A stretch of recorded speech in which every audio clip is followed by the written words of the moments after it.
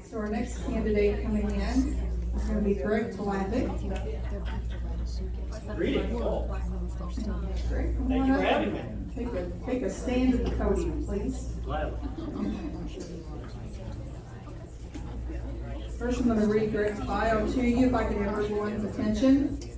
Greg's principal career was as a commodity futures broker, and he still trades his own accounts. The son of Jim and Helen Tlapek, he was born in Cape and attended public and parochial schools. He has lived in Columbia and St. Louis, Missouri, Austin and Houston, Texas, and Chicago, Illinois. He knocked on the door of Gary Rust in the early 1970s to ask about getting into politics. He recalls Gary telling him to go to work for one of the political parties and work his way up. His first political campaign was in 1978 for one of his sisters running for U.S. Congress as a Libertarian in Houston. In 1980, he gathered about 2,500 signatures to get the Libertarian Party on the ballot, in Missouri. This was the first year for a Libertarian Party booth at the SEMO District Fair. After pursuing his career, he returned to politics in 1994 when he ran an active campaign for U.S. Congress in Missouri's 8th District. He ran again in 1996, both in a special election and the general election. In 2000, he ran for Cape County Clerk. In 2014 and 16, he ran for state rep here and always on the Libertarian Party ticket. From 1994 until COVID, he was responsible for the Libertarian Party's annual presence at the SEMO District Fair. He became the first executive director for the Missouri Libertarian Party in 2000, a position which he still holds. Now, a little shy of a half century since his first political campaign and almost a quarter of a century as the executive director of the Missouri Libertarian Party, he wants to share his thoughts about improving the democratic process so that all Democrats and Republicans will have at least one vote that counts, as well as minor party people and independents. You can expect to hear the words proportional representation out of his mouth several times this evening. All right, Greg, we're going to jump right into the questions. You'll have 10 questions, 5 of which you'll answer. You'll have 2 minutes to answer each one, and then 5 of those will be agree or disagree.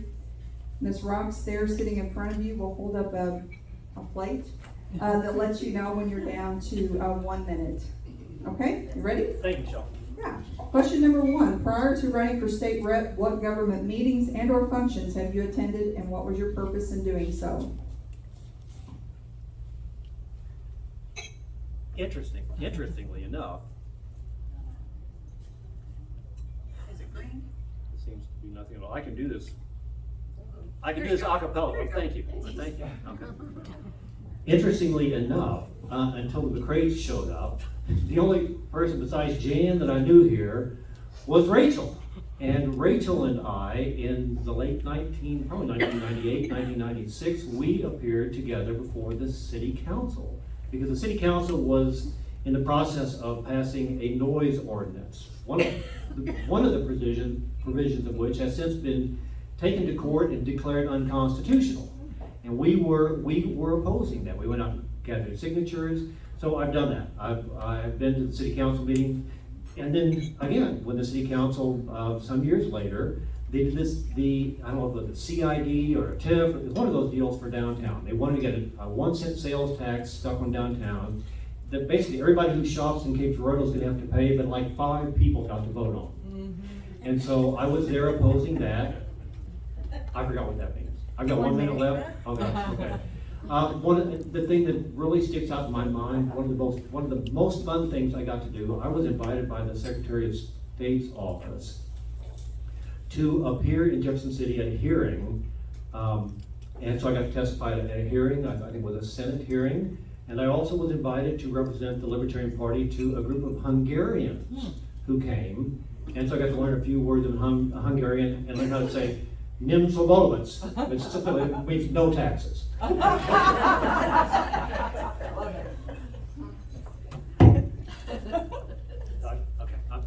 Okay, that's it. Question number 2, what responsibilities would you have as a newly elected state rep?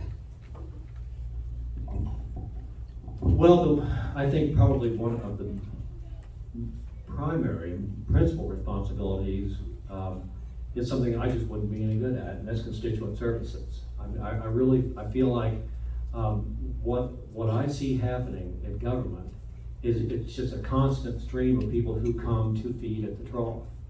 And I'm just not really interested in dealing with that.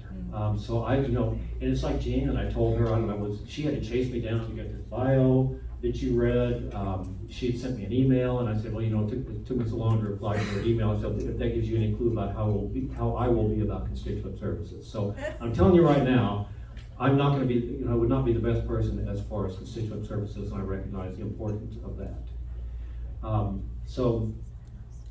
But I think that really, for me, I will just do the best that I can to see what every piece of legislation that is put before me, really dig into it and find out what it's going to do, and do the best job I can without being obstructionist, which I think everybody knows what's going on in the state Senate. You may not agree with me, but I think I don't want to be an obstructionist libertarian, put it that way. I think that they say that politics is a mess, there's no doubt about that, but they say that the legislative process is like watching sausage get made. And so it's a messy deal. And so you don't always get what you want. And I really am a big believer in having a multi-party system. I think that I wish you all wanted to be a political party. My gosh, look at this. You all could have a seat. You could probably have 3 or 4 seats right off the bat if we have proportional representation. Okay. All right, question 3. In 2 sentences, define the difference between democracy and constitutional republic. My understanding is that a constitutional republic basically is a democratically elected representative type of government. And so it is so a constitutional republic would be one where the rule of law is supreme, and then you have a constitution which is the basis upon which you operate your government. That's right.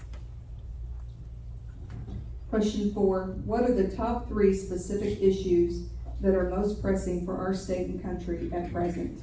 You're serious. Really? I'm serious. I'm so glad that I'm the only one that gets to talk.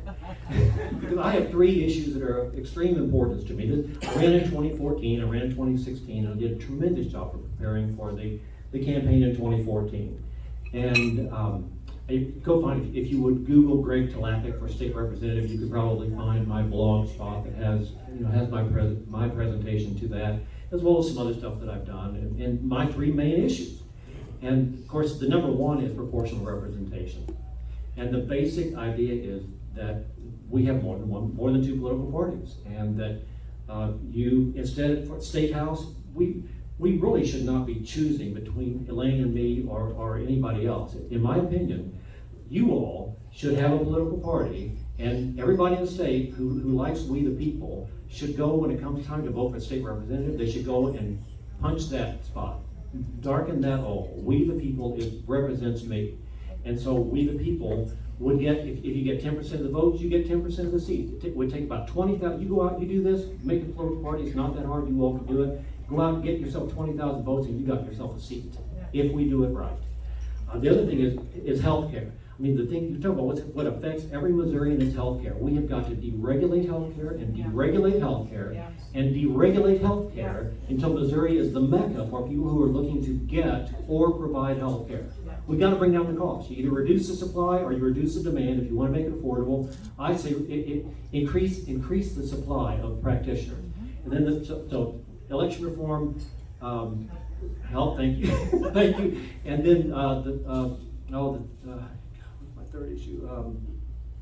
Please run out of time here. Can you make You guys 7 seconds. 7 seconds? Oh, I can't believe it. I'll think of it later, and I'll tell you what my 3rd issue is. You're done. It was 2016. I'm ashamed. Doing good. Are you done? I'm done. All right, in 1 to 2 sentences, define the role of the federal government in relation to state government in the lives of private individuals. Well, that's a tough question to answer in, what do I got, 2 minutes here? Libertarians, civil libertarians, we believe in people in individual rights. The basic tenet of libertarianism is that every individual has the right to live their lives however they want, so long as they're peaceful and honest. And so I think there is a role for the federal government in protecting people's constitutional rights. And so I don't think it's not easily done, but I think that's the principal role of the federal government, is to protect our constitutional rights, which are most beautifully perhaps enshrined in the first 10 amendments, and then several amendments which came after them. And so, and things, like getting rid of slavery. I mean, that had to be written in there later. So I think, I do believe that the federal government has, and particularly the court, has the tendency to interpret those 3 clauses, which you all probably know better than I do, the due process clause, and the general welfare clause, and the interstate commerce clause, too broadly, which has empowered the federal government to do all sorts of things it was never ever meant to do. It's a beautiful document, but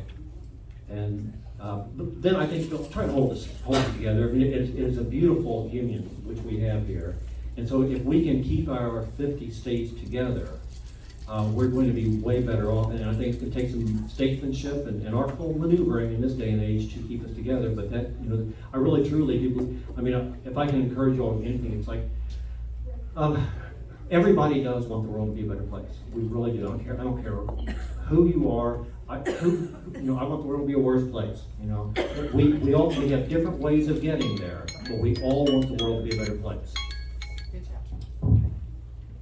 Okay, so the next 5 questions are either yes or no, or agree or disagree.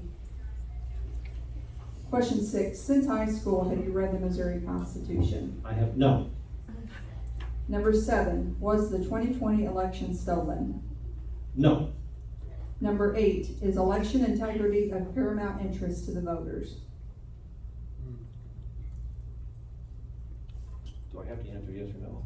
No, I don't know. It can is of say paramount agree or importance to disagree. me. Okay, I guess, yes, I agree. Number 9, every human being, including unborn, has a right to life that cannot be infringed. I'm going to pass on that one. Okay, number 10, the Second Amendment should never be excluded from the Bill of Rights. I agree. Okay, Good job. you completed the questioning, thank you. Thank you all.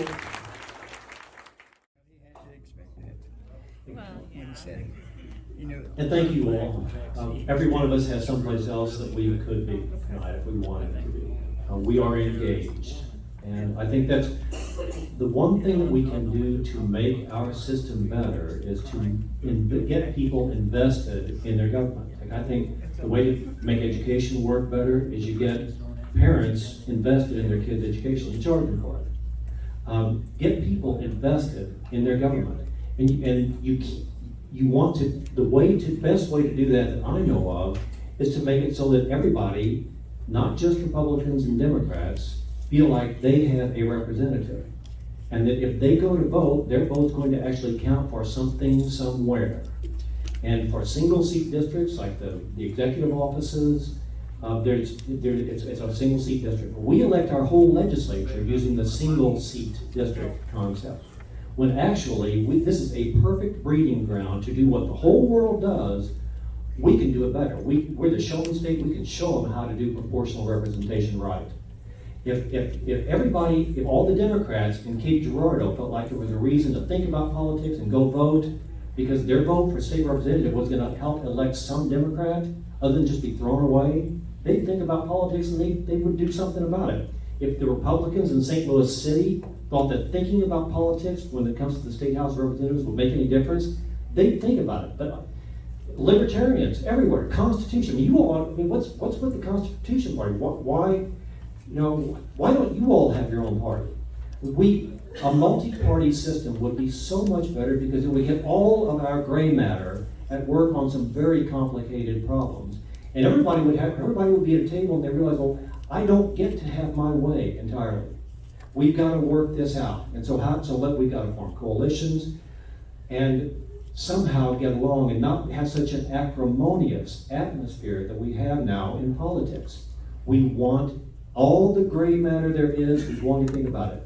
And if we did it right, it would take as little as 0.6% of the vote, and you could have a seat in the state house. About 300,000 people voted in the 2020 election. Let's just for ease of calculation, 163 seats times 2, that's 320. Let's say 320,000 people voted in the next election. All it would take is 20,000 votes, and you get a seat in the state legislature, and that is very easily done. Getting, a lot more is not necessarily easier, but if we the people had a political party and you all proved yourselves as being capable legislators, well, then maybe you would get to be a state senator. Bicameral legislature is a wonderful thing, but it doesn't make a lot of sense to elect your representatives from two concentric circles. Why have I believe in local representation. We need a state senator who is local that we can go complain to.